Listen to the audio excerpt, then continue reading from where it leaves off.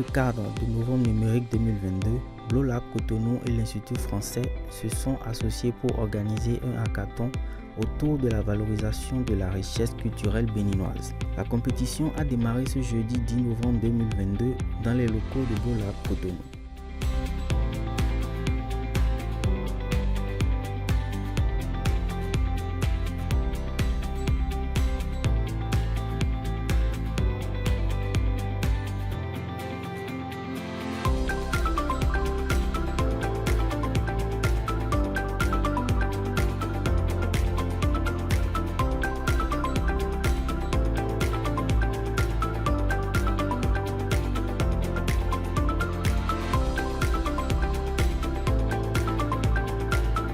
Après quelques présentations de projets, le directeur de l'INMAC, M.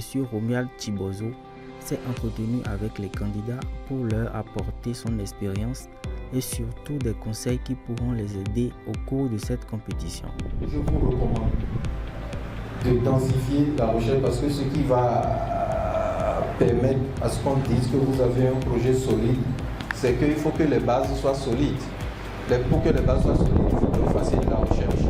Parce que j'ai entendu quelqu'un dire ici tout à l'heure que 5% des Béninois seulement... La science, ce n'est pas de l'incantation. C'est pas... Il faut toujours se baser sur des preuves. Les statistiques, d'abord je ne les aime pas beaucoup parce que c'est toujours un peu bizarre. Mais en plus de ça, au moins si ça se trouve dans une étude, au moins on peut dire que les gens ont consacré de l'intelligence à les élaborer. Dans la journée du 11 novembre 2022, 13 équipes ont été reparties dans plusieurs salles. Les candidats travaillent avec acharnement afin d'apporter les dernières modifications sur leur projet afin de trouver des solutions autour du web, du mobile, des jeux vidéo, des objets connectés, les bandes dessinées et des drones. Le troisième jour de la compétition marque la fin de celle-ci. Devant un jury impartial, les 13 équipes présentent le fruit de leur travail tout en recevant les diverses appréciations du jury. Alors, le hackathon en fait que nous initions s'organise donc justement dans le cadre du Novembre numérique, donc une initiative de l'Institut français. Chaque année en fait, le mois de novembre est dédié en fait à la culture numérique. Donc, pour l'Institut français du Bénin, il y a tout un consortium en fait, d'acteurs mobilisés avec l'Institut français du Bénin pour initier des activités liées au numérique. Nous, donc, en tant que BloLab, nous avons en fait proposé l'organisation d'un hackathon qui porte sur la valorisation de l'art et de la culture aujourd'hui. La finale de la compétition s'est déroulée à l'Institut français de Cotonou le samedi 29 novembre 2022. Après le passage des partenaires de l'événement Novembre numérique, les 3 gagnants sélectionnés par les membres du jury ont chacun présenté une dernière fois leur projet avant de recevoir leurs trophées et leurs enveloppes. Ijoya, c'est un projet de création d'une plateforme numérique qui vise à apprendre les danses traditionnelles béninoises. Alors c'est un projet de développement d'une plateforme qui va permettre à tout ressortissant qui soit sur le territoire ou à l'extérieur de pouvoir apprendre les danses de chez nous. Nous avons tellement de danses et nous considérons qu'il est important qu'il y ait quand même une plateforme assez adaptée qui puisse donner des cours, des formations pratiques de manière pédagogique afin que les gens puissent s'imprégner de leur culture à travers déjà les danses que nous avons au Bénin.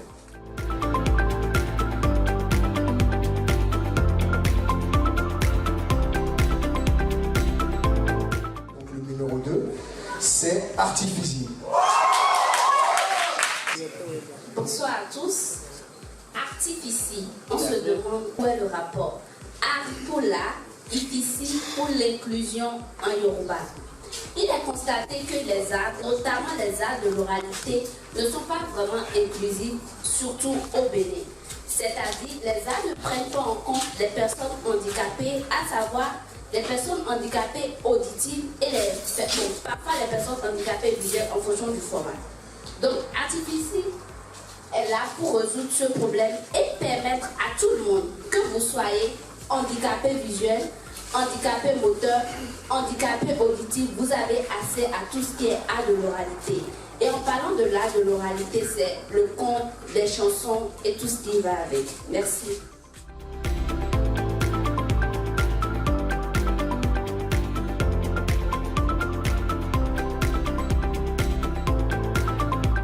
Les gagnants, si je peux dire le mot, c'est Foué Dokun. Notre projet s'intitule Foué Dokun. Et quand on prend Foué Dokun en français, ça fait la richesse de la maison, pour dire la richesse africaine en général.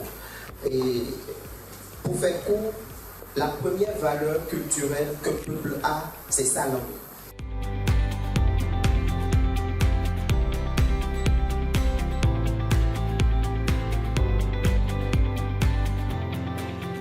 Il faut dire que je suis très content déjà pour notre premier prix gagné.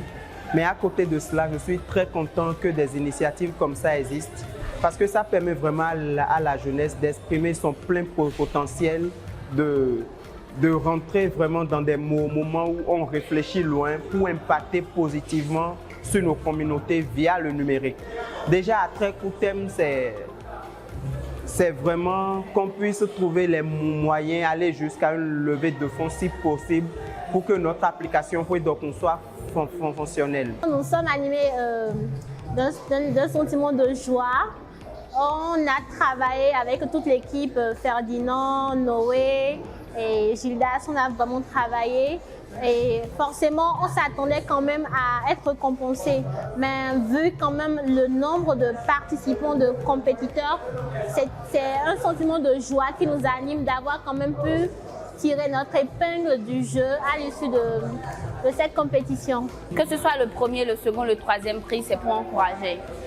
Et que ce soit qu'on gagne le premier prix, le troisième prix, ça n'enlève en rien sur la particularité de nos projets, de nos idées. Au contraire, ça nous motive à plus améliorer notre prototype pour vraiment sortir quelque chose de parfait et impeccable. Ben oui, on est pas à la fin vraiment du novembre numérique, puisque là on est un peu aux 2/3 du parcours, on va dire, avec quand même un week-end un peu phare, puisqu'on a assisté cet après-midi à la remise des prix des différentes compétitions de développement d'applications qui ont été menées par Blolab, par Epitech et Africa Design School, qui sont 3 partenaires historiques de cet événement et avec lesquels on a vraiment beaucoup de plaisir à travailler. Voilà, donc ça c'était un petit peu le pic événementiel de novembre numérique, sachant que c'est l'aboutissement, donc je disais, de plusieurs compétitions qui ont eu lieu le week-end dernier. Voilà, donc c'était une très belle édition, avec un autre fil rouge qui était aussi le numérique au service du développement culturel et de la promotion du patrimoine. Donc on a vu que parmi les projets qui avaient été, comme on dit, pitchés et qui ont été sélectionnés, beaucoup allaient dans ce sens, de faire connaître, de relier les gens, de mieux communiquer les uns avec les autres, voilà, avec plein de petites réponses en termes d'applications à développer. On verra la suite. Voilà.